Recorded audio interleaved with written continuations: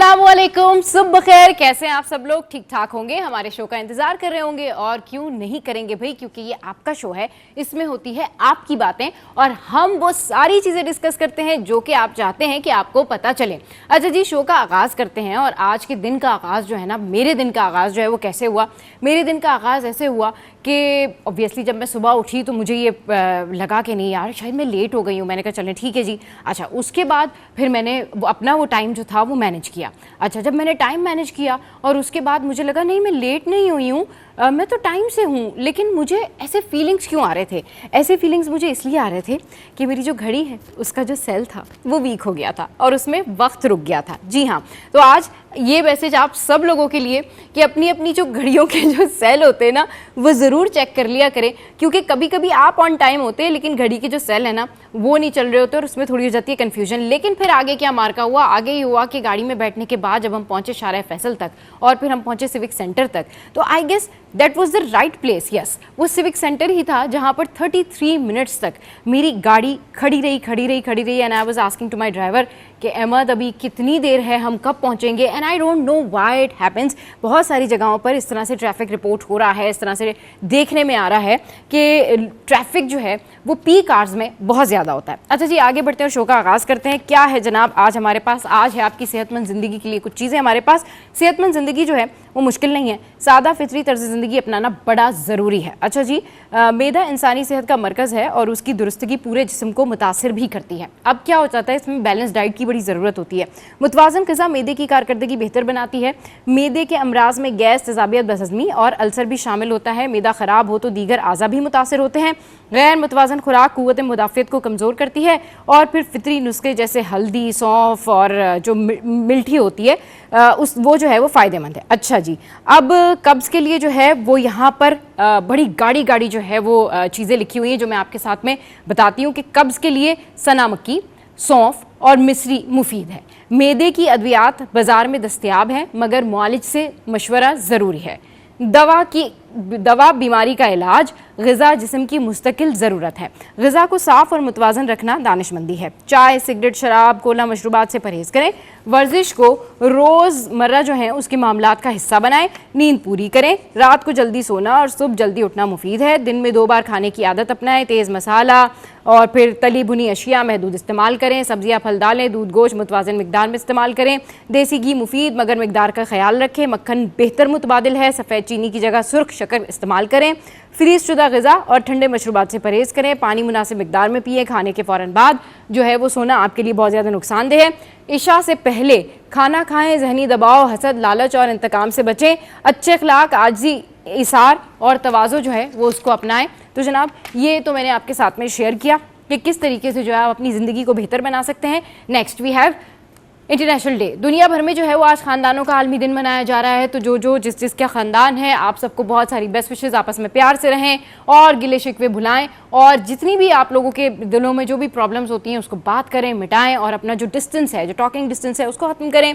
जो भी दिलों में कुदूरते हैं उसको ख़त्म करें। अच्छा जी, इसका दिन का जो बैकग्राउंड है वो कुछ इस तरीके से है कि अक़वाम मुत्तहिदा ने 1980 की दिहाई में ख़ानदानी मसाइल पर तवज्जो देना शुरू की और 1993 में जनरल असम्बली ने 15 मई को ख़ानदानों का आलमी दिन करार दिया। 1994 को अक़वाम मुत्तहिदा ने ख़ानदानों का बैनुल अक़वामी साल करार दिया। अच्छा जी, तो ये तो हो गया इंटरनेशनल डे। नाउ ग्रॉसरी की तरफ आ जाते हैं। लेकिन ग्रॉसरी से भी पहले कहाँ चलते शॉपिंग पे, जहाँ लगी हुई है सेल। खाड़ी पे जो सेल है वो है 70%, गुल अहमद पर जो सेल है वो है 70%, लाइमलाइट पर जो सेल है वो है 40%, जे डॉट पर जो सेल है वो है 25 to 40%। नाउ बात कर लेते हैं गोल्ड प्राइजेस की। गोल्ड खरीदना और बेचना भी होता है लोगों ने, तो आप लोगों के लिए जो गोल्ड प्राइजेस हैं आज हम सब के लिए, आर्मी मार्केट में जो है वो सोना सस्ता हुआ है। सोना $23 सस्ता होकर $3,235 फ़ी ऑन्स तक गिर गया है। 1 तोला सोना 2,300 रुपये सस्ता हुआ। कीमत 3,41,900 रुपये पर आ गई। 10 ग्राम सोना जो है 1,972 रुपये की कमी से 2,93,124 पर आ गया। 1 तोला चांदी की कीमत 3,482 रुपये पर ही बरकरार है। अब जो मटन की कीमतें हैं वो कुछ इस तरीके से हैं कि मटन 2,000 रुपये है, अंडे 260 रुपये दर्जन है, चिकन जो है वो 650 है और बीफ जो है वो 1150 है। अच्छा जी, उसके बाद अब बात कर लेते हैं दाल माश की। दाल माश जो है सबसे पहले आपको मैं बताती हूँ कि इसके प्राइस हैं 405, यस। अच्छा जी, फिर मूंग की दाल जो है उसके प्राइस है 310, फिर उसके बाद मसूर की दाल जो है उसके प्राइस है 250, फिर उसके बाद जो दाल चना है उसके प्राइस है 340, फिर उसके बाद जो काबली चना है उसके प्राइस है। ये तो जनाब हो गए हमारी सिटी अपडेट्स। शो में यहाँ वक्त एक ब्रेक का, आपने कहीं नहीं जाना, हमारे साथ रहना है। वापस आएंगे, करस्पॉन्डेंट हमें ज्वाइन करेंगे ढेर सारी बातें और आपके साथ में शेयर करेंगे top stories. Stay with us, keep watching city at 10।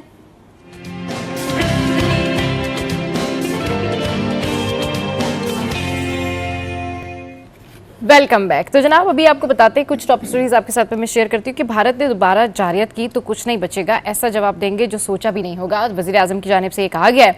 वज़ीर आज़म शहबाज शरीफ ने कहा है कि हमारी अफवाज ने अल्लाह के करम से भारत के घुमंड और गुरूर को खाक में मिला दिया। अगर पानी बंद करने या जारियत की दोबारा कोशिश की गई तो मजीद ताकत से जवाब देंगे और भारत का कुछ भी नहीं बचेगा। अच्छा जी, उन्होंने मजीद जो है इसमें चीज़ें ऐड ऑन की। इसके अलावा मैं आपको बताऊं कि सियालकोट पसरूर छावनी के दौरे के मौके पर अफसरान और जवानों से खिताब करते हुए वज़ीर आज़म ने कहा कि मोदी को अपने असले और जंगी साजो सामान पर बहुत गुरूर और घमंड था, जिसे अल्लाह के फजल से खाक में मिला दिया। अच्छा जी, वज़ीर आज़म शहबाज शरीफ ने कहा है कि दुश्मन हमसे तादाद में कई ज़्यादा बड़ा है और वो अरबों डॉलर का जंगी साजो सामान खरीद कर नाज करता था, जिसको हमारी अफवाज ने अल्लाह के करम से खाक में मिला दिया। अच्छा, एक और खबर है कि सिंध तास मुआहिदा, पाकिस्तान ने दो टोक मौक़िफ़ के साथ भारतीय खतूत का जो है वो जवाब दे दिया है। पाकिस्तान ने सिंध तास मुआहिदे की मुअत्तली के मामले पर भारत को खतूत का जवाब देते हुए वाज़ेह किया है कि अपने हुकूक के तहफ़्फ़ुज़ के लिए हर फोरम पर आवाज़ बुलंद करेंगे। तर्जुमान दफ्तर ख़ारजा शफ़क़त अली खान ने अपने बयान में कहा है कि सिंध तास मुआहिदे पर भारत के खतूत का जवाब दे दिया है। अच्छा, जो नेक्स्ट खबर है वो ये है जी, अच्छी खबर है वो, और वो ये है कि जी पाकिस्तानी किक बॉक्सर जो हैं राबिया नूर, उन्होंने पहली इंटरनेशनल फाइट जीत ली है। Best wishes Rabia. अच्छा जी, पाकिस्तानी किक बॉक्सर राबिया नूर ने बाकू में पहली इंटरनेशनल फाइट जो है वो जीत ली है। पाकिस्तानी बॉक्सर राबिया नूर ने वर्ल्ड अगोज किक बॉक्सिंग चैंपियनशिप में आज़रबाईजान की फाइटर मेमसुआ को शिकस्त दी है। अच्छा जी, अगली जो खबर है वो ये है कि जी के इलेक्ट्रिक सार्फिन के लिए बिजली 5 रुपये 2 पैसे फ़ी यूनिट सस्ती होने का इम्कान है। शहर कैद के बिजली सार्फिन के लिए अच्छी खबर सामने आई है कि इलेक्ट्रिक ने बिजली 5 रुपये 2 पैसे फ़ी यूनिट सस्ती करने की दरख्वास्त नेपरा में जमा करा दी। अच्छा जी, अब जो एक और खबर है वो कुछ इस तरीके से है कि कराची में कबूतरों से फैलने वाली फेफड़ों की बीमारी में इजाफा हो गया है। शहर में रोज़ाना 15 से 20 मरीज़ जो हैं वो अस्पतालों में लाए जा रहे हैं, जिनमें ख़वातीन ज़्यादा मुतासिर हैं। किसने सोचा होगा कि कंक्रीट के जंगल में जंगली कबूतर इंसानों में फेफड़ों की बीमारी फैलाने का बायस बन सकते हैं। कराची में जगह जगह लोग कबूतरों को दाना डालते नजर आएंगे, जो उनके लिए बायस इत्मीनान है, लेकिन ज़रा ठहरिए, यहाँ एक खतरा भी है। अच्छा जी, वो खतरा क्या है, क्या हो सकता है? कबूतरों के परों और फुजले के ज़रा सांस की नाली में जमा होकर जो है वो बर्ड फेंसर्स जो है वो लंग्स बीमारी का बायस बन रहे हैं। अच्छा, हफ्ते में 15 से 20 मरीज सरकारी अस्पतालों का रुख कर रहे हैं। तो जनाब ये तो मैंने आपके साथ में वो खबरें शेयर की जो नॉर्मल खबरें हैं, जो आपको बताना बड़ी ज़रूरी होती है कि ये टॉप स्टोरीज़ हैं। बात करने के लिए हमें ब्यूरो चीफ कराची अशरफ भाई ने ज्वाइन किया और हमें महराज भाई ने ज्वाइन किया। अस्सलाम वालेकुम, वेलकम टू द शो। वालेकुम सलाम। और अशरफ भाई हमेशा की तरह खबर की तलाश में और मसरूफ़ नजर आएंगे आपको, और ज़रूरी तौर पर कोई ना कोई चीज़ सर्च करे होंगे कि फ़ौरन से कोई ब्रेकिंग दे दी जाए।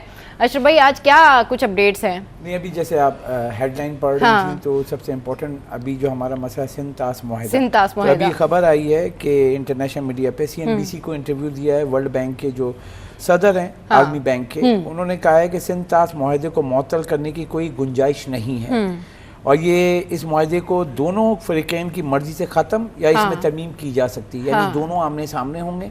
वर्ल्ड बैंक इसका मतलब के सहूलतकार है और अगर कोई इशू होगा तो इन्होंने जो इंटरव्यू में कैटेगोरिकली कहा है वर्ल्ड बैंक के सदर ने कि ये दोनों के हम जैसे सहूलतकार के तौर पे हम कोई भी ये ट्रीटी जो साइन हुई थी 60 साल पहले, तो जो सिंध तास मुआहिदा है कि वो पानी की सप्लाई चेन उसका ये हुआ था कि ना दोनों ममालिक ने सामने बैठे थे, वर्ल्ड बैंक इसका जो है सहूलतकार था और कहा कि हम इसके बीच में क्या कर सकते हैं कि दो ममालिक में अगर इस मसला हो रहा है तो उनको हमें ये बताना है कि भाई एक तरफ का मुल्क जो है इसको ख़त्म नहीं कर सकता, इसको पेंडिंग में डाल सकते हैं लेकिन इसको ख़त्म नहीं कर सकते। वो दोनों मुल्क बैठेंगे, जो इश्यूज़ हैं वो डिसाइड होगा और हम एज आ सहूलतकार हम सपोर्ट कर सकते हैं। लेकिन इसके लिए एक वो बताया कि जब 60 साल पहले ये मुआहिदा हुआ था एक फ़ंड कायम किया गया था जो दोनों ममालिक उसके लिए पैसे दे रहे थे। फ़ंड क्यों कायम किया गया था कि जब मुआहिदा हुआ तो जैसे कोई इशू होगा अगर अदालत जाएंगे तो उस फंड से वो रकम दी जाएगी ताकि इस मुआहिदे को कोई अगर तरमीम करनी तो बैठ के, क्योंकि आपका इंटरनेशनल एक डोनर एजेंसी है वो भी इन है, तो वो उसके फ़ंड को यूज़ करके करे। हमारा उन्होंने ये कहा है कि वर्ल्ड बैंक के सदर ने कि हमारा ये किरदार है कि जो इशू है हम दोनों ममालिक के जो अहदेदार हैं उनको बैठाएंगे और इसके ऊपर बात करेंगे दोनों तरफ की। अगर ये अदालत में केस जाता है तो उसके ऊपर, अब उन्होंने कैटेगोरिकली कहा है CNBC को जो इंटरनेशनल मीडिया है, तो उसमें इंटरव्यू हो रहा था, उसमें ये सवाल हुआ था एंकर की जानिब से, तो उन्होंने कहा कि हम इसमें ये सहूलत कारी कर सकते हैं कि हम अगर ये अदालत जाते हैं तो हम उनको एज अ सपोर्ट के लिए दोनों ममालिक को सुनने के लिए हम उसमें बैठ सकते हैं, क्योंकि हम उसके मेन उसके थर्ड पार्टी हम इंश्योरेंस हमने दी हुई है। अब इसमें यही है कि अगर ये उन्होंने ये भी कहा इंटरव्यू में कि दोनों ममालिक की जानिब से हमें किसी ने रब्ता नहीं किया है कि ये मुआहदा मुअत्तल हो गया। ठीक है, ये बहुत इंपॉर्टेंट बात है। हम पाकिस्तान भी बात कर रहे हैं, इंडिया भी बात कर रहा है, इंडिया एक तरफा खड़ा होकर बोल रहा है कि ना हमने ख़त्म कर दिया, वो कर दिया।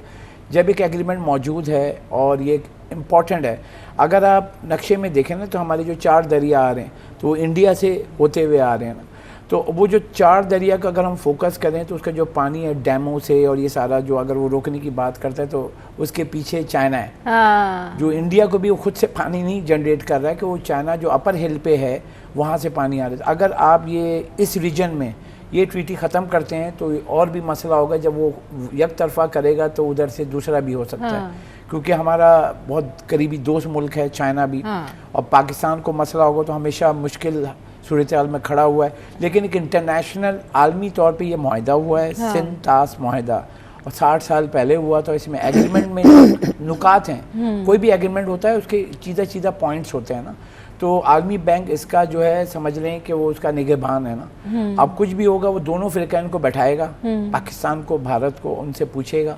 अब इसमें जो आलमी बैंक के सदर हैं, CNBC में जो रिकॉर्ड मैं अभी उसकी अपडेट भी करूँगा क्योंकि अभी ये खबर आई है, तो उसमें जो कहा गया है कि कैटेगोरिकली कह दिया कोई भी मुल्क खुद से ये मुआहदा ख़त्म नहीं कर सकता, यानी मैंने फ़ैसला कर लिया, ख़त्म कर दिया, दोनों मुल्क बैठेंगे, उसमें आलमी बैंक भी बैठेगा, फिर अगर उसमें जाते कि भाई ये इश्यूज़ है तो अदालत जाएंगे, अदालत की जो फ़ीस स्ट्रक्चर है उसके लिए भी एक फ़ंड कायम है और वहाँ जाके होगा। अब यहाँ पे अगर हम देखते हैं, अब हम भारत की बात करते हैं, एक इल्ज़ाम लगाता है भारत, प्रूव नहीं करता है और फैसला कर लेता है और कहता है कि भाई हम पानी बंद कर देंगे पाकिस्तान। इट्स नॉट पॉसिबल, पूरी दुनिया देख रही है। अभी जो इक़दाम भारत ने किए हैं, मुंह की खाई है, मुंह तोड़ जवाब मिला है, और एक ये वाला भी है। तो अब ये बैठेंगे तो एक थर्ड पार्टी, जैसे पाक भारत जंग हो रही थी, पूरी रीजन में टेंशन थी।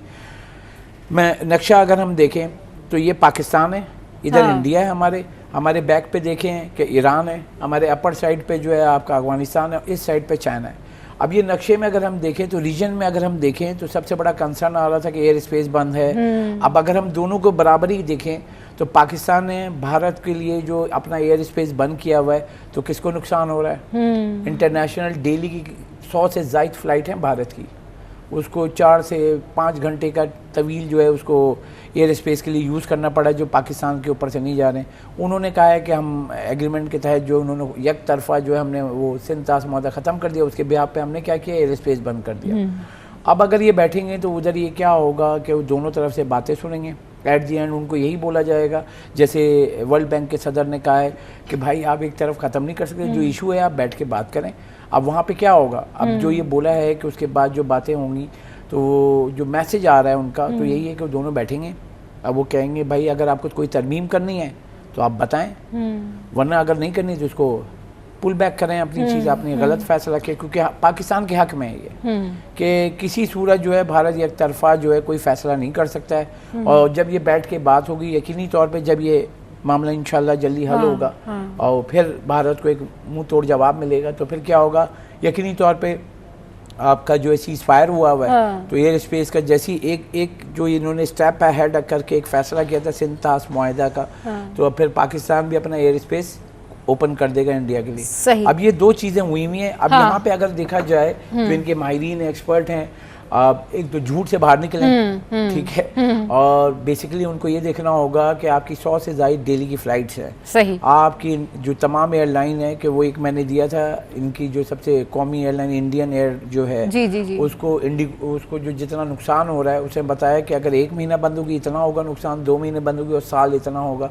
अब मेन ये है कि वो हुकूमत से मांगी यकीनी तौर पे कि भाई आपकी ये सब हुआ है तो उसकी वजह से हमें लॉसेस हो रहे हैं, आप पे करें। क्योंकि अगर आप भी जा रही हैं, 2 एयरलाइन, एक है इंटरनेशनल कोई बाहर के मुल्क की, उसका किराया एग्जाम्पल हम लेते हैं कि वो 1 लाख रुपए।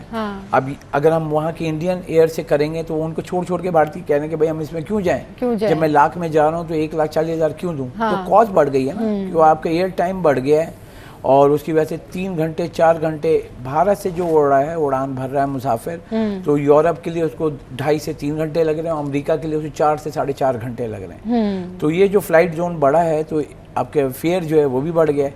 तो वहाँ के जो मुसाफिर हैं वो अपनी एयरलाइन में नहीं बैठ रहे हैं ना। सही बात है। अब वो भारतीय तो कर रहे हैं, लेकिन एक असल हकीकत नारे लगाने में और इम्प्लीमेंट करने में बड़ा फर्क है। आप देखें ना, ऐसे नारे लगाते हैं कि अब तो हंसी आती है कि वो उनको तो कुछ अब शर्म आ रही है, उनके लोग कह रहे हैं कि क्या कर रहे हैं, मतलब भारतीय मीडिया अब यहाँ पे उनको कुछ शर्म, कोई हमारे एक वजीर हैं वो क्या बोलते थे, कोई शर्म होती है, कोई शर्म होती है, कोई हया होती है, और ये मेरा बहुत अच्छा बोलेंगे, हया होती है, ऐसे बोलते थे वो। तो मेन ये है कि उन्होंने कराची पोर्ट, दोनों पोर्ट तबाह कर दिए, कराची में लोग, सड़कें खत्म, सब पूरा कराची तबाह कर दिया, लाहौर पे बंदरगाह बना दी। मतलब आप झूठ, कितना झूठ बोलेंगे।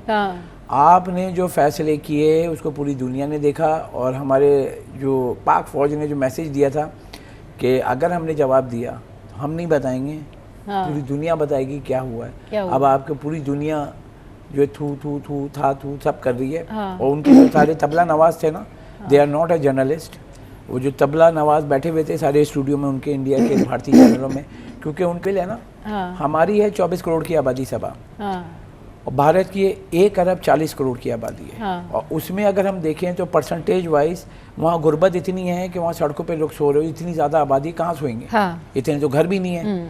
अब वो जो जहाँ सो रहे होते हैं, आप वहाँ अगर इंटरनेशनल उस पर सर्चिंग करें, कल भी मैं देख रहा था, रोज़ वहाँ पे आता है गाड़ी जा रहे हैं, क्योंकि वो हराम चीज़ पीते हैं तो लोगों के ऊपर फुटपाथ पे सो रहे होते हैं, तो उनके ऊपर गाड़ियाँ चल रही, ये रोज़ आती है। क्योंकि रात को बेचारे उनके पास घर नहीं है, गुर्बत है, तो भाई आप उनके ऊपर खर्च कर दो, ठीक है। ये अगर आप करेंगे, हम मतलब बैठ के बात करें, और अभी आपको उसका जवाब मिल गया है, तो अब कोई और ऑप्शन नहीं है। अगर हम देखें रीजन ट्रेड में भी, अगर हम ट्रेड की भी बात करें, जो भारत के साथ हमारी ट्रेड बंद है, और हमने जो है थर्ड जो कंट्री हमारा ट्रांजिट ट्रेड, यानी कि भारत का माल आता था पाकिस्तान से होते हुए, हम इजाज़त देते थे, यहाँ से अफगानिस्तान जाता था, तो किसको फ़ायदा होता था? भारत का माल जब हम नहीं यूज़ कर रहे थे, वहाँ से आ रहा था ट्रांजिट ट्रेड के, भारत से आ रही है और वो जा रहा था अफगानिस्तान, वो भी बंद है अभी। एयर स्पेस बंद है आपकी, पाकिस्तान के साथ ट्रेड बंद है, पाकिस्तान और इंडिया की ट्रेड। अच्छा, मैं आपको बताऊं, इसके जवाब में इंडिया से, जैसे हम लोग कह रहे हैं ना कि इंडिया को कितना नुकसान हो रहा है, और उनका जो ट्रेड का सिस्टम था वो उल्टा ये कहते कि जी हम जो उनको पे करते थे ना, उनको वो पेमेंट नहीं मिल रही, और वो उसके तनाजुर में जो पाकिस्तान की अर्निंग्स थी ना वो कहीं बंद हो गई हैं। तो जनाब ये तो इस तरह से भारत का रिस्पॉन्स सामने आ रहा है, लेकिन इस पर मजीद बात करेंगे शो में। वक्त एक ब्रेक का, आपने कहीं नहीं जाना, हमारे साथ रहना।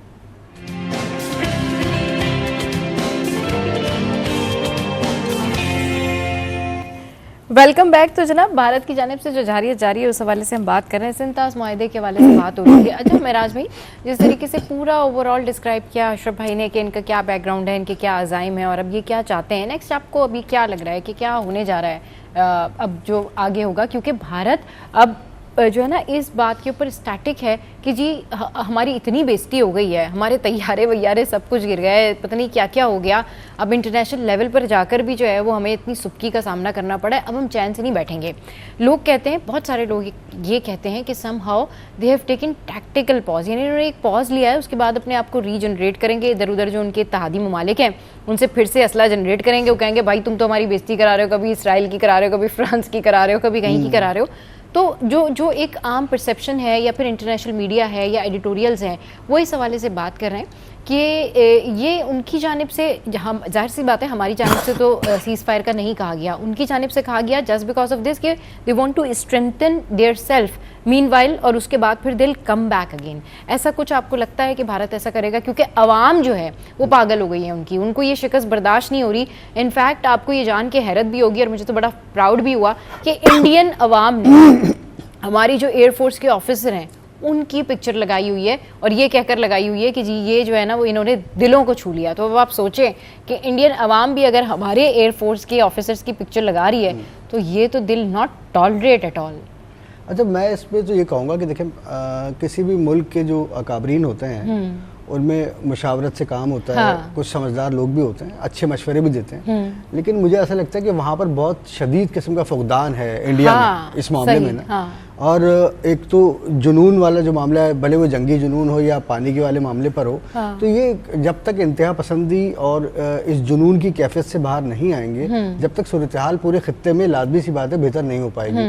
अब देखिए कि पानी वाला इशू, अब जो किसी बच्चों वाली सी बात है, और शरारत कहेंगे ना हम तो उसको, कि मतलब एक शरारत में अगर आपको सुबकी उठानी पड़ी, बेइज्जती हो गई पूरी दुनिया में, जहाज आपके जो है वो फेल हो गए, गिर गए, उसके बाद फिर माफिया तलाफियाँ सब चीज़ें। फिर सबसे बड़ी बात यह है कि जिस मुल्क की आवाम उस मुल्क के जो अकाबरीन है उनके साथ ना हो सही ना, ऐसी सिचुएशन में तो उन्हें कोई अच्छा फैसला लेने की ज़रूरत है इस वक्त ना, कोई ऐसी बात करने की ज़रूरत है जिससे लोगों के दिल मिलें। और जाहिर सी बात है आगे बढ़ना होता है तो लोगों को सबको साथ मिलाकर चलना पड़ता है। अब जैसे कि अशरफ भाई ने बड़ा तफसीली इस पर बताया कि भाई उनको किन किन नुकसानात का सामना है, ठीक है ना। अब अगर उनकी ट्रेड बंद हो रही है तो अब ये बेवकूफ़ी की इंतहा नहीं है कि वो ये समझ रहे हैं कि हमें जो पैसे मिल रहे थे पाकिस्तान में वो बंद हो गए। अच्छा, वो ये नहीं सोच रहे कि वो जो 5 घंटे उनकी फ्लाइट जो है डिले चल रही है, या एक लंबा रूट इस्तेमाल करने के बाद अपना फ्यूल ज्यादा खर्च करके और दूसरे मुल्क को। इसमें जो ये थॉट है ना, जिस तरह से आपने बताया कि वो हमारा नुकसान, आपका मतलब मोदी जो हुकूमत है ना, मोदी जो गवर्नमेंट है, उनका जो माइंडसेट है ना वो इस तरह का है कि आप किसी को नीचा दिखाने के लिए या नीचा गिराने के लिए इतना गिर जाते हैं कि उसमें आप अपना जो है ना 70-80% लॉस कर देते हैं, और आप खुश हो रहे होते, खुशी मना रहे होते कि जी हमने दूसरे का ऐसा नुकसान कर दिया, लेकिन हमारा बेशक पूरा नुकसान हो गया तो वो बेरेबल है। मोदी की जो सोच है, या भारत जो है ना, अखंड भारत जो वो करवाना चाहते हैं, हाँ, उसका कॉन्सेप्ट यही है कि बेशक उनके जितने भी विमानों आ रहे थे और वो परमाणु जो भी है उनका, वो सारे गिर रहे थे, हम गिरा रहे थे, सारा कुछ हो रहा था, इससे बढ़कर उनके लिए ये ज्यादा खुशी वाली बात थी कि जी ठीक है, अगर हमें लॉस हो रहा है तो उनको भी इतना सा कोई नुकसान उठाना पड़ रहा है। तो ये है वो माइंडसेट। आप सोचें भाई, देखिए अब अगर ऐसी सोच रखेंगे तो आइंदा के लिए पूरी दुनिया में उनकी बदनामी हो रही है, पूरी दुनिया में उनके हवाले से इतनी बातें हो रही हैं कि जी ये देखें, ये वो राफेल थे। अच्छा, मजे की बात ये है कि I wish I could see you the footages and pictures and all, अगर पीसीआर के पास हो तो जरूर चलाएं वो पिक्चर्स। राफेल को जब उन्होंने उड़ाया ना अशरफ भाई, राफेल को जब उन्होंने उड़ाया ना, हाँ वो तो राफेल वो अलग, वो हाँ रॉफेल, वो उनकी रॉ जो है वो अलग फेल हुई है, ठीक है। जब उन्होंने उड़ाया ना तो उसके नीचे नींबू और उसके ऊपर जो उन्होंने नारियल फोड़ा है सारा कुछ, तो वो जो मनाजिर थे ना उसके ऊपर बाकायदा उनके न्यूज़ चैनल पर ब्रेकिंग चली है कि जो उनके तैयारे हैं जिसमें रॉ फेल हुई, राफेल तैयारे फेल हुए, उसमें वो बाकायदा कमेंट्री कर रहा है। जो जर्नलिस्ट है ना वो कह रहे हैं जी देखें ये आ तो गए हैं विमानू, लेकिन अब जो है वो इस पे जो है ये नारियल फोड़ा गया है, इसके ऊपर ये नींबू रखा गया है, ये सारा कुछ किया गया है। तो एक कोई इंटरनेशनल तज्जियाकार थी, उन्होंने कहा कि ये इससे पहले भी बहुत अच्छा काम करता था और इसके बाद तो इसने काम ही नहीं किया इसके बाद तो ये गिर गया, क्योंकि जब ये लाया गया था तो ये बगैर नींबू और बगैर नारियल के लाया गया था, लेकिन उसके बाद जो है अल्लाह जाने इसको क्या हुआ कि ये इसने इसके बाद काम करना छोड़ दिया। इनको तैयार इनसे अब कोई इनको कोई अब इनसे ना कोई जौहरी हथियार इनको देगा ही नहीं वो, क्योंकि ये सबकी इंसल्ट करा देते हैं। फ्रांस की कराई, इसराइल की कराई, अब लास्ट यकीन करें लास्ट में ना अब अमेरिका को टेंशन हो गई थी कि ये हमारे साथ इन्होंने को हमारे हथियार कुछ कर दिए ना इन्होंने, तो ये हमारी इंसल्ट होना शुरू हो जानी है।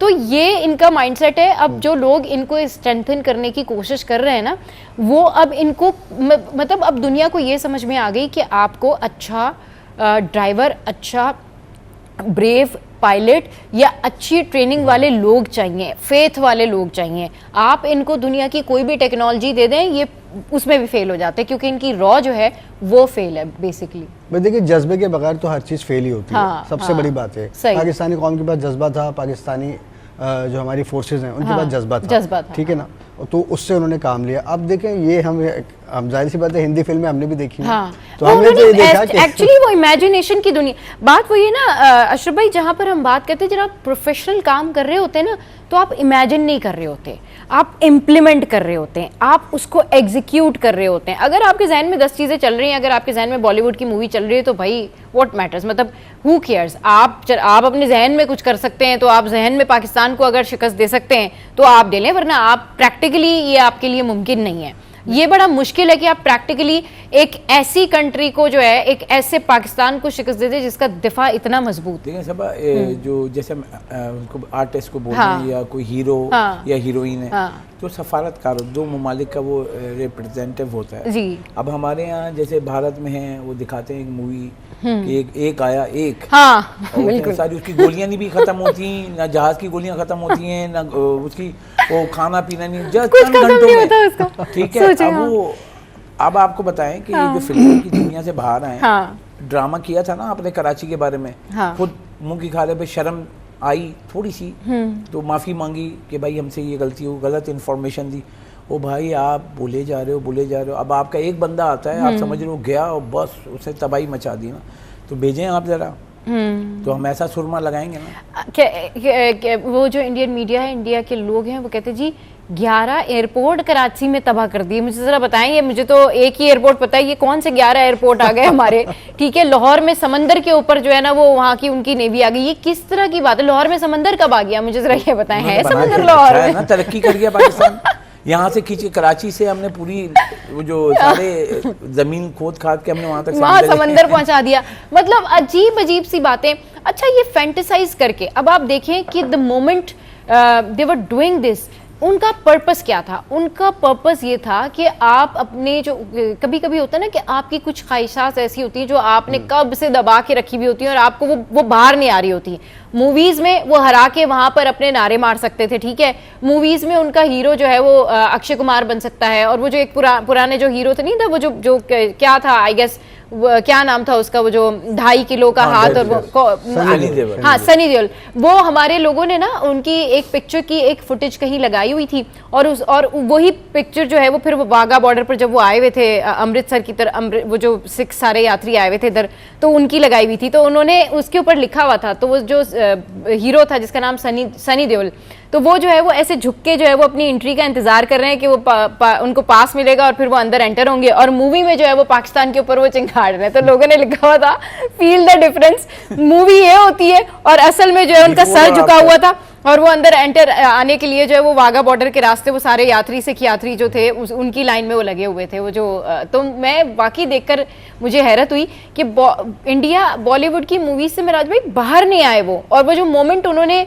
बर्न किया है, वो मोमेंट उन्होंने कैश करने की कोशिश की ना, उस मोमेंट ने उनको पूरी दुनिया में जो है ना वो आप देखें कैसा रुस्वा करवाया हुआ है। फिल्मी दुनिया से तो बाहर निकलने की जरूरत है। और जैसा कि मैं आपको बता रहा था ना कि हमने भी फिल्में देखी हैं इंडियन, तो उसमें ये होता है कि वो हीरो ने अगर एक दफा टैक्सी खरीद ली, तो वो पहली जब उस पर सवारी लेने के लिए निकलता है, तो लीमू जो है उसका, ये लीमू भी बड़ा फेमस हो गया है, और उसके सामने एक भारी भरकम नारियल जो है ना वो बड़ी जोर से पटक के तोड़ते हैं। सही। तो ये नारियल और लीमू वाला मामला तो खैर हमने फिल्मों में देखा हुआ, लेकिन बात ये कि आप फिल्मों से बाहर आइए, ठीक है ना। हकीकत की दुनिया जो है ना बिल्कुल मुख्तलिफ है। सही, बिल्कुल जमीन और आसमान का फर्क है। फिल्मी दुनिया में आप तो मतलब मेरे ख्याल में 2.5 घंटे की जो मूवी है उसके अंदर आप कई ममालिक फतह कर सकते हैं, जैसे कि आपने पाकिस्तान को फतह कर लिया, और समंदर बना दिया आपने लाहौर में, और बंदरगाहें भी बना दी। अच्छा, जब मैं रास्ते में थी ना, जब ये सारा वॉर जोन सारा कुछ चल रहा था, मैं रास्ते में थी, तो मैं इंडियन मीडिया देख रही थी, तो जब मैं यूट्यूब देख रही थी,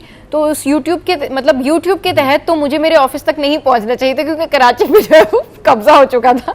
मैंने बाहर जब शीशे से देखा, माशाल्लाह से अल्हम्दुलिल्लाह सब कुछ ठीक ठाक था, लोग आराम से जा रहे थे, बल्कि बिल्कुल आदत के मुताबिक 2 लोग आपस में झगड़ा भी कर रहे थे, रक्षे वक्षे उनके टकरा गए थे, वो आपस में लड़ भी ऐसे ही रहे थे।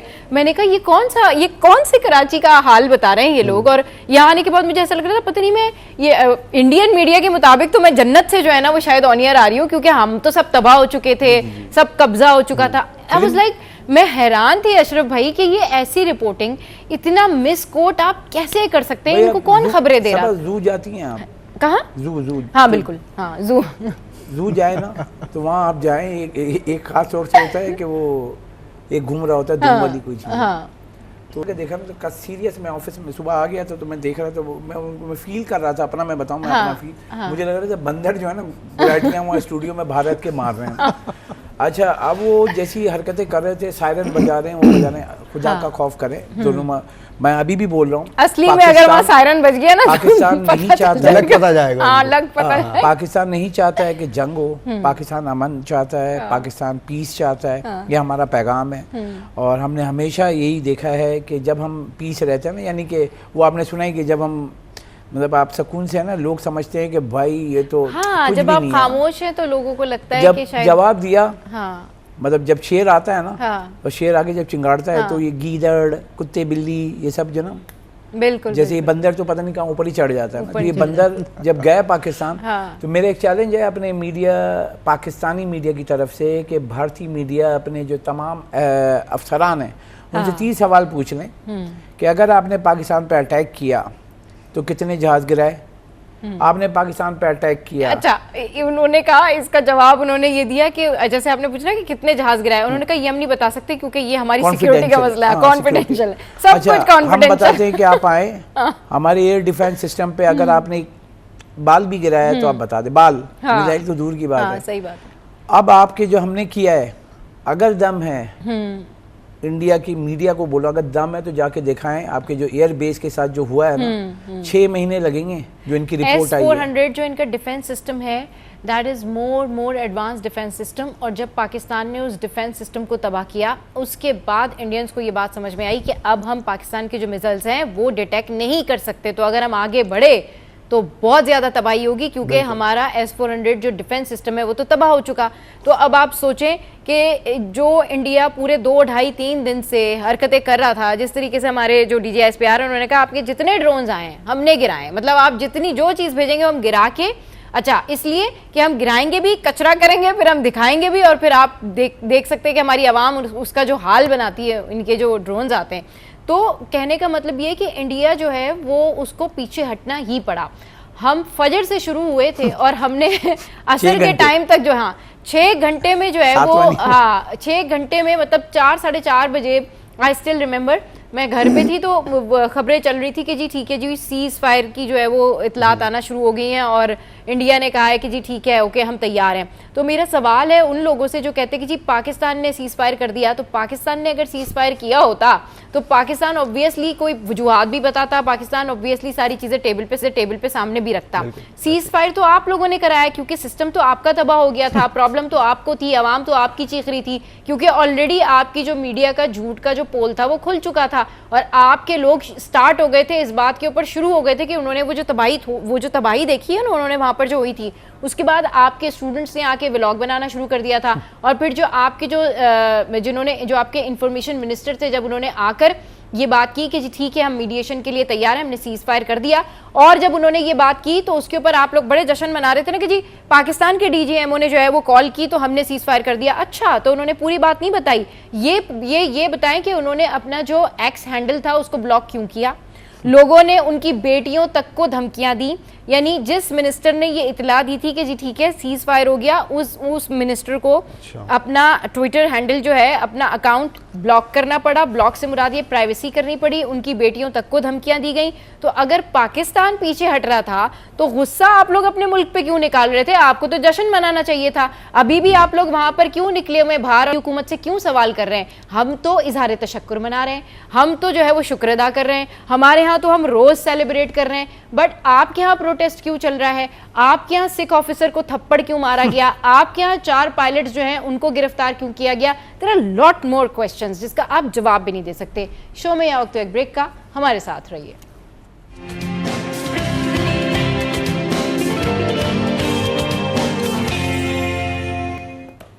Welcome back. तो जनाब बात हो रही है भारत की और भारत के लोगों की और भारत के लोगों की बातों की, लेकिन अगर आप फैक्ट्स के ऊपर बात करें ना तो मेरे ख्याल में फैक्ट्स के ऊपर तो भारत इस तरह से कहीं एग्जिस्ट नहीं करता कि उसके बयानिया झूठा, उसके अवाम जो है वो परेशान हाल। आप उनके अगर अवाम की राय आप सुन लें, आप सिर्फ अभी यूट्यूब लगाएं और आप इंडियन अवाम रिएक्शन लिखें, आपको पता चल जाएगा कि लोग कितने ज़्यादा वहाँ पर गम में मुब्तला हैं। अब क्या है कि वहाँ पर जो सूरत हाल है ना, उसके बाद अब वो अपनी जो गवर्नमेंट है उसको चैन से नहीं बैठने दे रहे। वो कह रहे हैं भाई हमारी तसल्ली नहीं हुई, हमें सुकून नहीं आया। तो आपको लगता है कि फिर दोबारा स्टार्ट कर सकते हैं इस तरह का? नहीं, देखें अब उनमें हिम्मत नहीं है। लेकिन वही आवाम भड़का, आवाम जो है वो इश्तियाल दिला रही है, उनके एंकर्स जो है उनको सुकून नहीं आ रहा असल में। अपनी आवाम का अगर उनको ख्याल होता तो बदनीयती पर मबनी जो मीडिया ट्रायल चला रहे थे, वो कर रहे थे पाकिस्तान का, तो वो नहीं करते। ठीक है ना, आवाम का उनको कोई ख्याल नहीं था, जंगी जुनून में मुब्तला थे। उनके मुशीर जो है वो अच्छे नहीं थे, जिन्होंने उनके मशवरा दिया कि आप पाकिस्तान जैसे मुल्क आपस में लड़ रहे हैं। वो कह रहे हैं कि वो जो सिख ऑफिसर था उसने तासुब दिखाया, इसकी वजह से जो है वो हमारे तैयारे के साथ ये प्रॉब्लम हुई, इसने सही कमांड नहीं दी, पता नहीं क्या नहीं दी। तो जो उनके जूनियर ऑफिसर थे उन्होंने, जो उनका जो सिख ऑफिसर था रिपोर्ट्स के मुताबिक, उसको जो है वो थप्पड़ उन्होंने मारा और उसके बाद वो आपस में प्रॉब्लम चल रहा है। अब आप सोचें कि जो इंडिया मतलब फ्रंट पे आके ये बातें कर रहा है, वो इंडिया के अंदर अपने अंदर ये प्रॉब्लम चल रही है। आप सोचें इंडिया जो है ना वो अंदर से बेसिकली टूट फूट का शिकार है। हाँ। ठीक है ना, बहुत सारी कौमें रहती हैं, अच्छा बहुत सारी कौमें हमारे यहाँ भी रहती हैं, हमारे मुल्क में भी हैं, सबको पूरे पूरे हुकूक हासिल हैं। हिंदू बिरादरी है, अपने तमाम तर जितने उनके त्यौहार होते हैं वो बिल्कुल खुल के और पुरसुकून अंदाज में मनाते हैं, बाकायदा उनको सिक्योरिटी भी फराहम की जाती है। क्रिश्चियन बिरादरी है, बहुत सारी बिरादरियाँ यहाँ पर रह रही हैं, तो हमारे यहाँ तो ऐसा नहीं होता। वहाँ प्रॉब्लम यह है कि वहाँ मुसलमानों के साथ हम अक्सर देख रहे होते हैं, वीडियो सोशल मीडिया पे वायरल हो रही होती है, उनको टारगेट किया जाता है कि जी तुम मुसलमान हो तो तुम यहाँ कारोबार नहीं कर सकते, कारोबार नहीं कर। अरे कारोबार से मुझे याद आया, वो जो आप शायद वही कहने लगे हैं कि कराची बेकरी जो है, हाँ चले बिल्कुल कंटिन्यू करें। ठीक है ना, अब वो बेकरी उसमें अगर कराची नाम लिखा हुआ है और उसकी चेन है पूरी, वहाँ पर पूरे मुल्क में चेन है, जो हमारे मालूमात के मुताबिक भाई मुख्तलिफ इलाकों में और जो उनके जो शहर हैं उसमें उसकी चेन बनी हुई है, मुख्तलिफ स्टोर्स बने हुए, लेकिन है कराची के नाम से। तो जैसे ही जंग का मामला हुआ तो फिर वो इंतहा पसंद जो धोती बांधे लोग थे वो अचानक वहाँ पहुंच गए, उन्होंने तोड़फोड़ शुरू कर दी। इंडिया में जो कराची के नाम से बेकरी है, Karachi bakery something like that, उसकी तोड़फोड़ शुरू कर दी। और उसके बैकग्राउंड में आपको बताऊं कि उसका जो ऑनर है वो हिंदू है। नहीं, मैं आपको बता देखें ना, मतलब चेक करें आप, इंतहा पसंदी देखें कि कराची बेकरी अगर है तो हमारे हैदराबाद में बम्बई बेकरी भी है। हमें तो कोई मसला, हम तो बल्कि खुशी में जाके वहाँ से मिठाई खरीदी। कराची में भी है। अब अगर आप देखें ना, अगर हम ऐसे होते हैं ना, अल्लाह का शुक्र है कि हम लोग इंसान हैं, जानवर नहीं है उनकी तरह, कि आप अगर वो कर रहे हो तो कराची अगर लिखा हुआ है तो आपको इतनी जलन हो रही है। ठीक है, तो अब आप ये देखें वहाँ पे मुसलमान भी हैं इतनी तादाद में, और जो उनके साथ जुल्म हो रहा है ना वो भी देख रहा है, यूनाइटेड नेशन भी देख रहा है, वो देख रहा है। अब इस वक्त जो सिचुएशन है, कंसर्न ये है कि अगर पाकिस्तान ने उनके ऊपर अटैक करके उनको ज़मीन बोझ कर दिया है, तो वो जो वहाँ मुसलमान हैं, इंतहा पसंद जो वहाँ पर हैं हिंदू, तो वो उनके ऊपर भी अटैक कर रहे हैं। अब मेन ये कि देखें, आप इतने सालों से हैं, ठीक है, 2 मुल्क बन गया, आप साथ रह रहे हैं, और हमारे यहाँ भी हैं, हमने आज तक आपने सुना, देखें हम तो उनके, हमारे यहाँ भी होते हैं, जैसे हमारे ऑफिस में भी हैं, तो उनके त्यौहार होते हैं, हम भी उनको मुबारकबाद देते हैं, हमारे त्यौहार पे वो भी हमें मुबारकबाद देते हैं। हर मतलब हमारे यहाँ क्या है कि ये जो आज़ाद मुल्क है ना, उसमें आज़ादी जो उसका जो मज़ा है ना, वो इससे है कि हर मज़हब को अपनी मजहबी आज़ादी है इस मुल्क में। और आप जाके देखें, वो अपना अगर इंडियन के छोड़ के जो हिंदू हैं उनको तमाम मज़हब, अगर आप देखें पूरा मीडिया हमारा दिखाता है, उनकी होली हो गई या दूसरे त्यौहार हो गए, वो फिर बाकी क्रिश्चियन है उनके हम त्यौहार दिखाते हैं, ऐसी मुसलमानों के हम दिखाते हैं और बराबर का रखते हैं। ऐसा नहीं होता है कि उनको नहीं दिखाएं। तो ये होता है हिम्मत, ये होता है कि वो हम दिखाएं।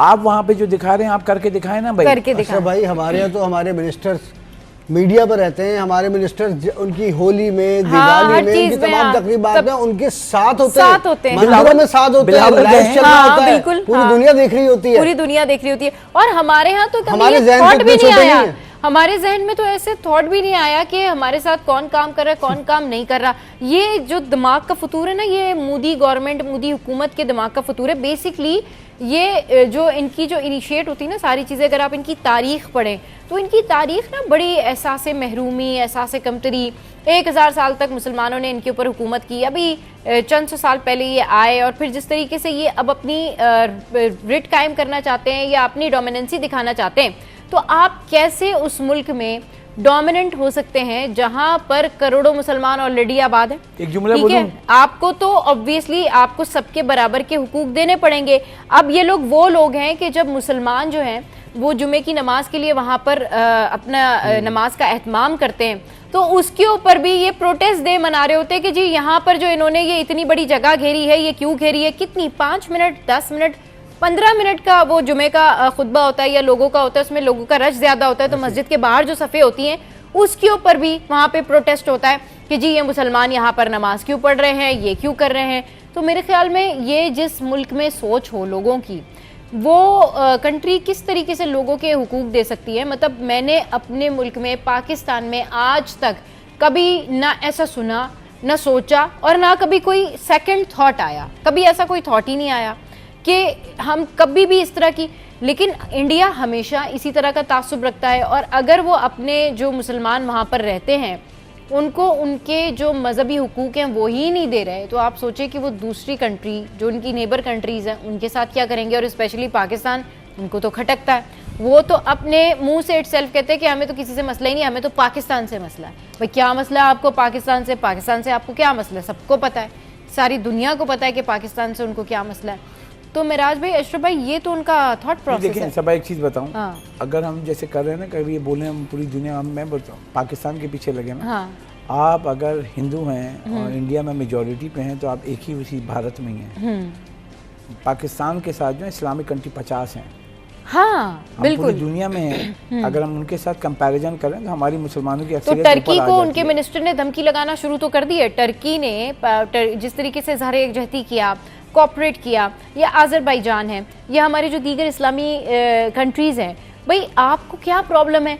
तमाम मुसलमान ये इस दुनिया में जो जितने भी मुसलमान हैं वो एक दूसरे के मददगार हैं और भाई जैसे हैं, ठीक है। तो अगर ये हमारी ब्रदरहुड कंट्रीज हमारी हेल्प कर रही हैं या हमारे साथ इज़हार यकजहती कर रही हैं, तो what is the problem with you? आपकी है कोई ब्रदरहुड कंट्री? आप पूरी दुनिया में एक ही, पूरी दुनिया के नक्शे पे आप एक ही नमूना है, आपका मुल्क एक ही नमूना है। जी हाँ बिल्कुल, इनका कोई, आप बताएं ना कि भाई, तो अगर ये मुस्लिम्स इतनी बड़ी तादाद में हैं, इतनी सारी मुसलमान कंट्रीज हैं और वो एक दूसरे की हेल्प करती हैं, तो इसमें क्या प्रॉब्लम है भाई? आपको क्यों प्रॉब्लम है? आपको आप भी जाके, आप भी तो, आपकी तो कोई जो है ना वो इस तरह का कंट्रीज भी नहीं है जिसके कोई होता है ना कि इस तरह के नाम पर या इस नज़रिए के साथ कोई और कंट्री भी बनी हुई हो, है ही नहीं, ये अकेले ही है ना। तो उस पर भी आप इसराइल से कभी मदद मांगते हैं, कभी जाके अमेरिका से मदद मांगते हैं। तो हमने तो कभी इस बारे में बात नहीं की कि जी आपकी मदद कौन कर रहा है। लेकिन अगर भाई अगर ब्रदर कंट्रीज एक दूसरे की मदद कर रही हैं, तो अशरफ भाई उसमें वो टर्की को भी धमकी लगा रहे हैं, ठीक है। उनको जो है वो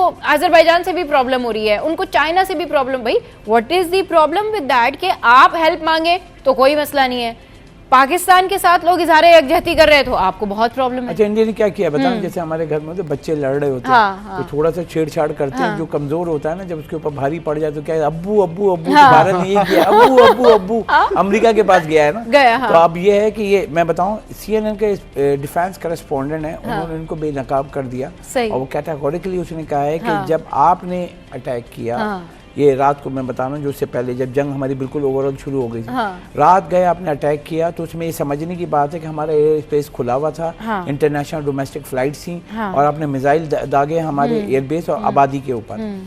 उसके बाद उन्होंने आने दिया, क्योंकि हम एयर डिफेंस को अगर ऑन करते उनको लोकेशन बदल जाती, तो हमने उसको आने दिया और हमने एयरबेस के पास उसको तबाह कर दिया। हमारे वो डैमेजेस वाले नहीं हो। उसके बाद जब हमने, क्योंकि जो फैसला हुआ कि now we have to react, कि इट्स टाइम टू रिएक्ट, तो उसके बाद क्या हुआ कि उन्होंने टाइम दिया फजर का, क्योंकि 3 बजे इन्होंने किया था, 3 घंटे का टाइम दिया, क्योंकि सारे जहाज़ों को इनटेक करना था जो एयर ऑपरेशन बंद किया है, और आपने नेक्स्ट डे 12 बजे तक दिया। अब आप ये देखें कब ख़त्म हुआ है, यानी कि हमें सिर्फ कहा कि सिर्फ आप सुबह फजर से 6 बजे से 12 बजे तक एयर स्पेस जो है ना बंद कर दो, फिर बताते हैं। हाँ, और कितनी प्लानिंग के साथ, और जो लोग, मतलब इट वाज कॉमन सेंस। जैसे ही डीजे एसपीआर आए थे ना प्रेस कॉन्फ्रेंस के लिए, अशरफ भाई, वहीं से जो है ना वो दिमाग में वाइब्स आना शुरू हो गए थे, नाउ इंडिया गॉन, अब इंडिया गया, अब नहीं छोड़ना इन्होंने। अब जब किया तो उसके बाद रिस्पॉन्स आपने देखा, मतलब कि दिल्ली तक आवाज आई है, याद रखेंगे वो, बिल्कुल याद रखेंगे वो जी। इंस्टेंट ब्रेक आ गया, ये है हेडलाइन ब्रेक। अशरफ भाई आपका शुक्रिया, मेराज भाई आपका शुक्रिया। कहीं जाना आपने, हमारे साथ रहना है। ब्रेक के बाद वापस आ रहे हैं और फिर दीगर स्टोरीज पर बात करेंगे। स्टे विद अस।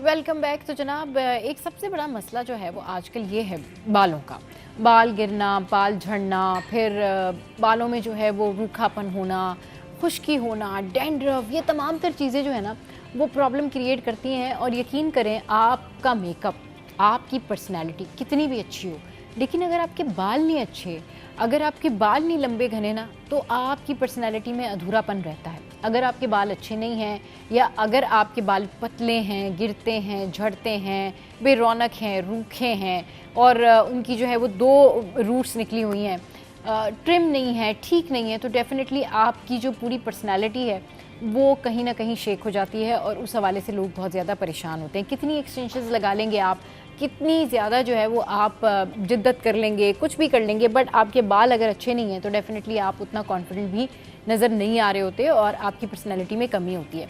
तो इस कमी को पूरा करने के लिए क्या करना चाहिए, क्या टोटके होने चाहिए, क्या ट्रीटमेंट्स होनी चाहिए, इस पर बात करने के लिए हमारे साथ जो है वो डॉक्टर साइमा मौजूद हैं। अस्सलाम वालेकुम, वेलकम टू द शो। और शाह भाई मौजूद हैं, वेलकम टू द शो।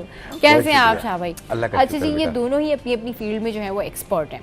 अब इशू ये है कि किस तरीके से हम अपने बाल जो हैं उनको घना कर सकते हैं, लंबा कर सकते हैं और उनके अंदर रौनक आ सकती है। साइमा, मैं चाहूँगी पहले थोड़ा सा आप बताएं कि क्या इसकी ट्रीटमेंट होती है बेसिकली। अच्छा, हम अगर स्टार्ट वहाँ से लें कि बाल गिरने की वजूहात क्या है तो वो ज़्यादा अच्छा हो जाएगा, लोगों की अंडरस्टैंडिंग थोड़ी ईजी हो जाएगी। एक तो चीज़ है जेनेटिक्स। अगर जेनेटिकली आपकी फैमिली इनहेरिटेंस ऐसी है कि आपके बाल पतले हैं तो डेफिनेटली जनरेशन में आगे भी बाल पतले ही आ रहे होंगे। सेकेंड हमारा आता है life style and diet. Diet हमारी कितनी अच्छी है, अगर बैलेंस डाइट नहीं ले रहे होंगे, एसेंशियल न्यूट्रिएंट्स नहीं होंगे उसके अंदर, तो बाल कमज़ोर हो जाएंगे, brittle, hard, dry, rough, two ends हो जाएंगे, स्प्लिट एंड्स हो जाएंगे, ये सब इश्यूज आएंगे। थर्ड थिंग जो हमारी आ जाती है वो स्ट्रेस लेवल आता है। डेफिनेटली आजकल माहौल ऐसा है कि स्ट्रेस लेवल्स वैसे ही बढ़े हुए हैं, उसकी वजह से भी बालों को बहुत ज़्यादा डैमेज होता है। इसके अलावा कुछ मेडिकेशंस ऐसी हैं जो बालों को डैमेज करती हैं, कुछ हार्मोनल डिजीजेज हैं जो बालों को डैमेज करती हैं, जैसे किसी को अगर थायराइड का मसला है, PCOS का मसला है, मेल्स में अगर टेस्टोस्टेरोन हार्मोन्स का ज़्यादा है या एंड्रोजन ज़्यादा है तो उनकी वजह से मेल पैटर्न ऑफ बाल्डनेस आ जाती है। तो these are the common factors. सही। अच्छा साइमा, अब चलेंगे तो कॉमन फैक्टर्स हैं, बट हर किसी को आजकल ये कॉमन प्रॉब्लम है। आप देखेंगे कि हर कोई ये कह रहा है कि मेरे बाल जो हैं वो गिर रहे हैं, झड़ रहे हैं। क्या करना क्या चाहिए बेसिकली? देखिए, इसके लिए मल्टीपल ट्रीटमेंट्स अवेलेबल होती हैं, ठीक है, बट सबसे पहले आपने खुद से कोई ट्रीटमेंट शुरू करने से पहले एक दफ़ा डॉक्टर के पास विजिट करके स्कैल्प का एनालिसिस करवा लें। हम माइक्रो एनालिसिस करते हैं थ्रू एनालाइजर्स, जिससे हम देखते हैं कि स्कैल्प की कंडीशन क्या है, वहाँ पे बाल के फॉलिकल्स किस कंडीशन में मौजूद हैं, आया कि वहाँ पे डेंड्रफ या फ्लेक्स हैं या नहीं है। अगर हमें कोई पैथोलॉजी नहीं दिखती, जैसे डेंड्रफ नहीं है, सोराइसिस नहीं है, एक्जिमा नहीं है, या alopecia type of any type of alopecia नहीं है और वैसे ही आपका बाल गिरने का अमल जारी है, तो उसके लिए देयर आर मल्टीपल ट्रीटमेंट, जिनमें PRP आ जाती है। PRP is platelet rich plasma therapy, जिसमें हम आपका ब्लड ड्रॉ करते हैं, उसको सेंट्रीफ्यूज करते हैं, उसमें से ग्रोथ फैक्टर निकालते हैं और उसको फिर आपके बालों के अंदर फॉलिकल्स में इंजेक्ट करते हैं। सेकेंड ट्रीटमेंट जो आ जाती है, जैसे हम अपने फेस का हाइड्रा फेशियल करते हैं, इन द सेम वे आपके स्कैल्प का हाइड्रा फेशियल होता है, जिसको हम कैरावाइव कहते हैं। सही। इसमें ये स्पेशली उन स्कैल्प के लिए बहुत अच्छा होता है जिनके सर में बहुत जल्दी जल्दी तेल निकल रहा होता है। जैसे आप कहते हैं कि मैंने नहाया और अगले दिन ही इतना ऑयली हो गया मेरा स्कैल्प, या मैं हाथ भी लगाता हूँ अपने बालों में स्कैल्प में तो मेरे स्मेल आती है हल्की सी, या डेंड्रफ, माइल्ड फ्लेकी डेंड्रफ है, तो उनके लिए ये बहुत अच्छा है क्योंकि इसमें डेंड्रफ रिमूव हो जाती है और आपके फॉलिकल्स को ब्रीदिंग का मौका मिलता है। इसके अलावा low laser light low therapy जो की जाती है, red light therapy, that is very effective for hair follicles, but ये थोड़ा सा स्लो प्रोसेस है। इसके साथ साथ एक्सोसोम्स अवेलेबल है मार्केट में। Exosomes are also placental growth factors. अब ये ह्यूमन ड्राइव भी होते हैं। आपने जिस तरह से जितने भी ट्रीटमेंट्स बताएं साइमा, सबसे पहले तो मुझे ये बताइए कि चलिए ठीक है, इफ समबडी इज़ इंटरेस्टेड कि मैं ये ट्रीटमेंट कराना चाहता हूँ, I need hairs and something else, but ये ट्रीटमेंट्स कितने रिलायबल होते हैं, कितने प्रोलॉन्ग होते हैं? अब किसी ने एक्सोसोम कराया या फिर किसी ने जो है वो लो थेरेपी जिस तरीके से आपने बताया वो कराया, इसके बाद कितने सेशंस के बाद फिर ज़रूरत नहीं पड़ती कि जी ठीक है लाइफ टाइम सुकून है? बट क्या, क्योंकि कुछ थेरेपीज ऐसे होते हैं कि वो आपको थ्रू आउट लाइफ टाइम कराने पड़ते हैं, तो फिर ऑब्वियसली लोग उसमें इंटरेस्टेड नहीं होते कि ठीक है 4 सेशंस हैं फ़ाइन, 5 सेशंस हैं फ़ाइन, बट अगर थ्रू आउट आपने हर साल 5, 6, 8 सेशंस कराने तो फिर लोग फिर कहते हैं नहीं ये तो फिर लाइफ टाइम, हाँ ये तो फिर बहुत आपकी बात बिल्कुल सही है। इसमें असल में कॉज देखना बहुत जरूरी है। जैसे अगर कोई एक फीमेल है जिसने अभी बेबी डिलीवर किया, पोस्टमार्टम फेज में है और उनके एस्ट्रोजन लेवल्स की वजह से उनके बाल गिर रहे हैं, तो that is a temporary phase. अब उसमें अगर वो आती हैं और PRP का सेशन लेती है तो मोस्ट प्रोबेबली 2 से 3 सेशन वुड बी इनफ, जो एक महीने के गैप से वो ले लेंगी। उसके बाद उनके बाल गिरना भी बंद हो जाएंगे, जो रिमेनिंग बाल हैं उनको न्यूट्रिशन भी मिलेगी और उनका ग्रोथ रेट भी अच्छा हो जाएगा। इसी तरह अगर किसी का डेंड्रफ का इशू है तो द मोमेंट वो डेंड्रफ का इशू रिजॉल्व होता है, उनके बाल गिरना बंद हो जाते हैं, बालों की ग्रोथ रिज्यूम हो जाती है। बट हाँ, अगर किसी का जेनेटिक मसला है या उनमें हार्मोनल इश्यूज हैं, तो जब तक वो प्रॉब्लम बॉडी के अंदर परसिस्ट करती है तो बाल का गिरना जारी रहता है। तो उसके लिए फिर हमें ट्रीटमेंट अच्छा, अब जिनका एज फैक्टर है और जिनका कोई और इशू है कि जी उनके बाल जेनेटिकली ही वीक हैं, वो फिर उनको कितने सेशंस लेने होते हैं और फिर उसके बाद सुकून आ जाता है उनकी जिंदगी? अच्छा, इसमें आमतौर पे ये होता है, अगर तो हम सबसे पहले कोई भी क्लाइंट अगर आता है तो उनको यही प्रिस्क्राइब करते हैं कि go for PRP। PRP is something कि जिसमें आपका बजट भी कम इन्वॉल्व है, इसमें कोई एज सच प्रोसीजर, बहुत इन्वेजिव प्रोसीजर भी इन्वॉल्व नहीं है, माइक्रो इन्वेजिव।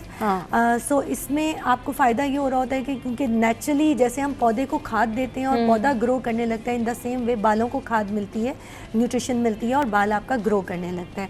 तो इसके 3 से 5 सेशन एक महीने के गैप से लेने पड़ते हैं। फिर हाँ, अगर जेनेटिक इशूज़ हैं और वी नो के बाल गिरने हैं, फैमिली हिस्ट्री है मेल पैटर्न ऑफ बाल्डनेस की या फीमेल पैटर्न ऑफ बाल्डनेस चल रहा है, तो उसमें हम उनको रेकमेंड ये करते हैं हर 6 महीने बाद आप एक सेशन प्रोफाइलेक्टिकली करा लें, not very frequently but prophylactically हर 6 महीने बाद एज अ बूस्टर आप करा लें, ताकि दोबारा उतने बाल गिरना ना शुरू हो जितने अभी हुए थे।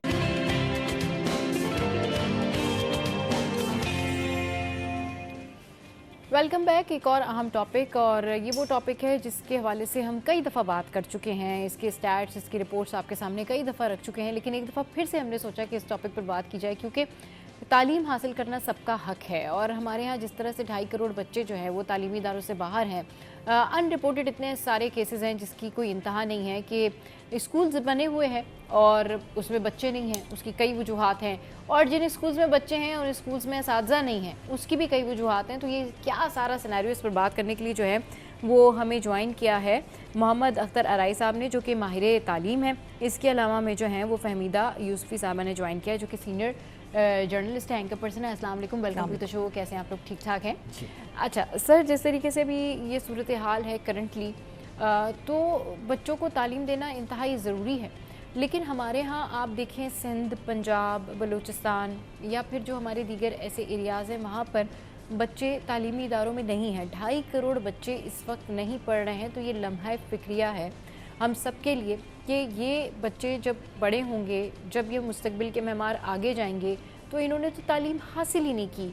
और तालीम हासिल करना सिर्फ इसलिए नहीं होता कि आपको कोई अच्छी जॉब मिल जाए। जब आपने अच्छा पढ़ा लिखा होता है तो डेफिनेटली आपका जो दिमाग है, जो विज़न है, वो खुलता है।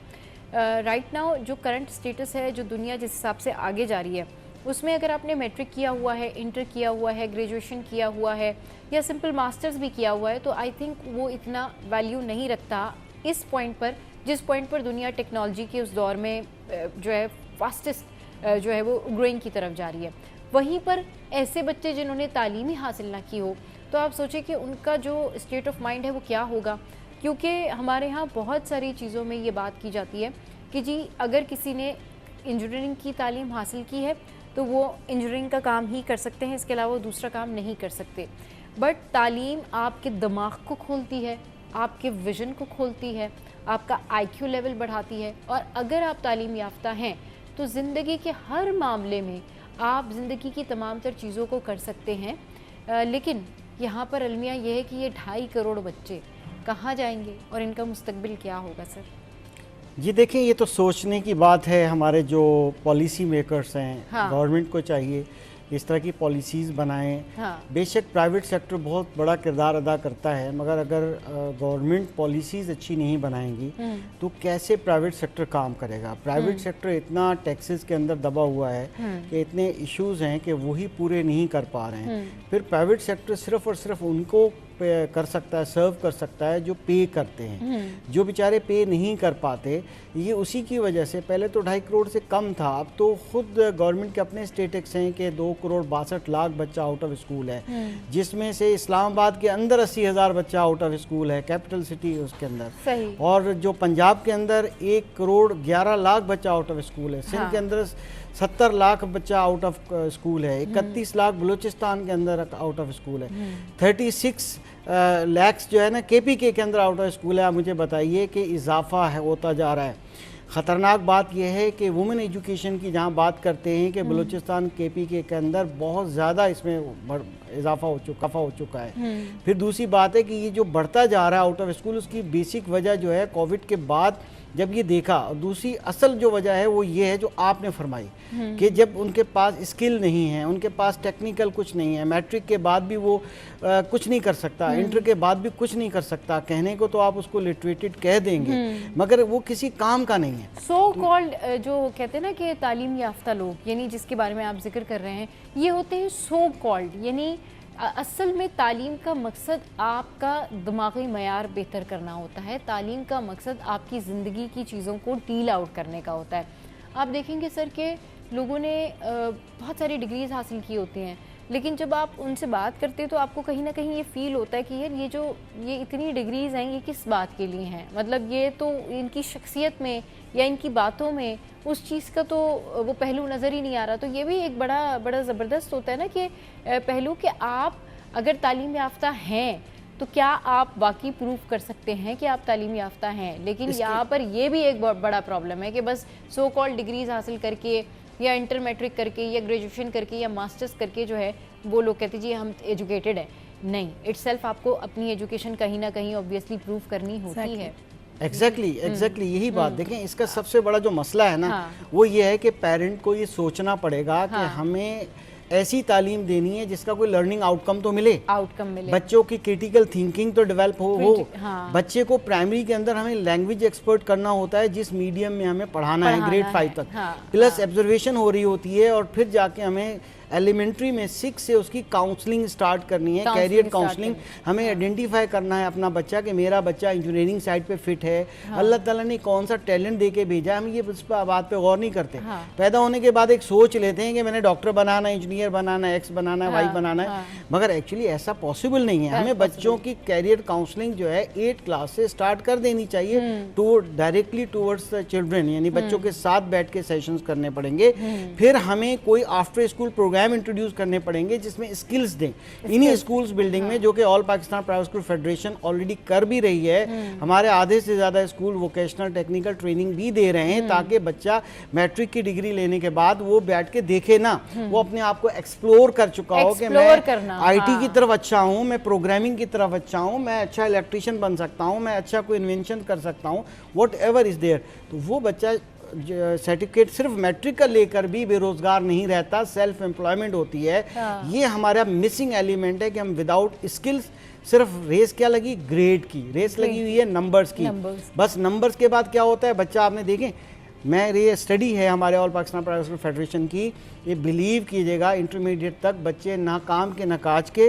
अक्सरियत ये है कि वो माँ बाप पे डिपेंड करते हैं और अगर बाइक किसी ने लेकर दे दी मिडिल क्लास को तो पेट्रोल के पैसे दे दिए। जब पेट्रोल के पैसे बंद हो जाते हैं, पॉकेट मनी बंद हो जाता है, फिर वो डिलीवरी बॉय बनता है या कोई ना कोई काम करना शुरू हो जाता है। इससे पहले वो ड्रग्स का भी वो हो जा एडिक्शन हो जाती है, स्मोकिंग से लेके जो कि 6, 7, 8 क्लास से स्टार्ट हो रही है, फिर यूनिवर्सिटीज़ में जाके। तो बड़े मसाइल हैं हमारे मुल्क में। हमारा तालीमी निज़ाम, हमारा जो तालीमी निज़ाम है, हमारा जो तालीमी मयार है वो सो कॉल्ड है। अगर आप 12 या 10 स्टूडेंट्स में से 6 स्टूडेंट्स को खड़े करें और उनसे अगर आप किसी चीज़ की पर्टिकुलर स्पेलिंग पूछे ना तो they can not right it.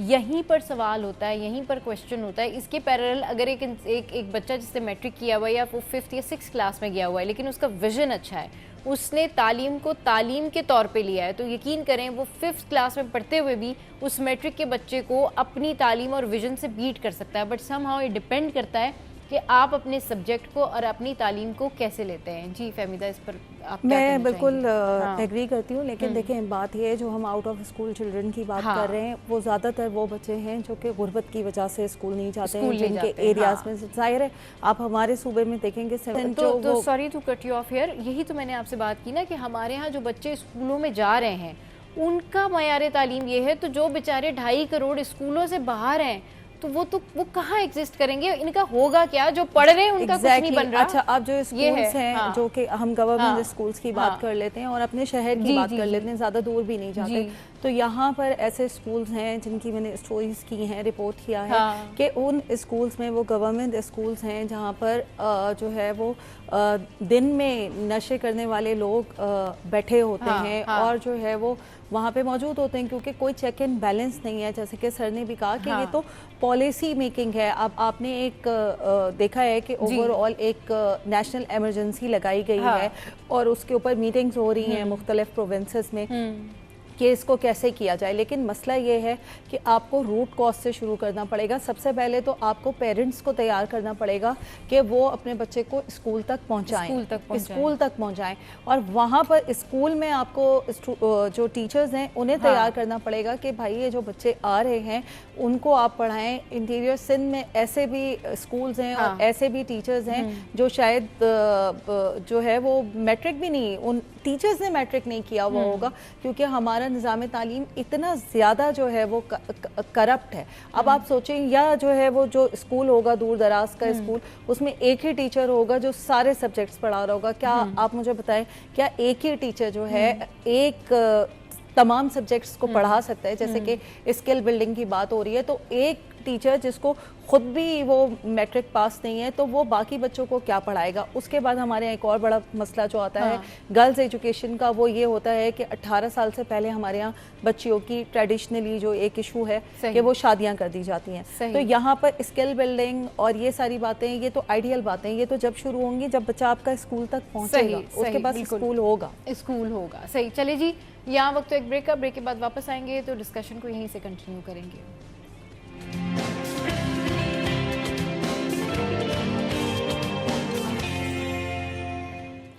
Welcome back. तो हम बात कर रहे हैं कि हमारे यहाँ हमारी सोसाइटी में कितने सारे ऐसे बच्चे हैं जो कि स्कूल्स नहीं जाते, जो कि पढ़ते नहीं हैं।